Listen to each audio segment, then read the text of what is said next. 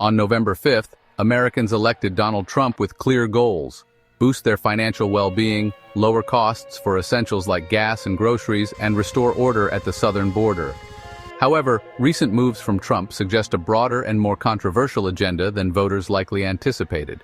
His initial cabinet picks, including Representative Matt Gaetz for Attorney General, Pete Hegseth for Secretary of Defense, and Tulsi Gabbard as Director of National Intelligence, signal intentions to radically reshape government agencies. Figures like Vivek Ramaswamy, working alongside Elon Musk, promise to wield a chainsaw against bureaucracy. While this rhetoric might excite a faction of his supporters, it strays from the pragmatic concerns voters prioritized. History shows that presidential overreach often leads to backlash. Bill Clinton, elected in 1992 to address economic challenges, pivoted to polarizing issues like healthcare reform and gun control, alienating voters and paving the way for Republican dominance in the 1994 midterms. Similarly, George W. Bush's push to partially privatize Social Security after his 2004 re-election met swift resistance, undermining his administration. Presidents often misread their victories as mandates for sweeping changes.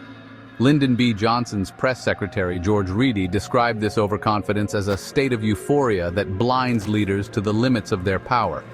Even John F. Kennedy, who recognized his lack of a strong mandate in 1960, cautioned against overreach to preserve his political viability. Unlike Kennedy, Trump will not face voters again, and his lack of accountability heightens the risk of misjudgment.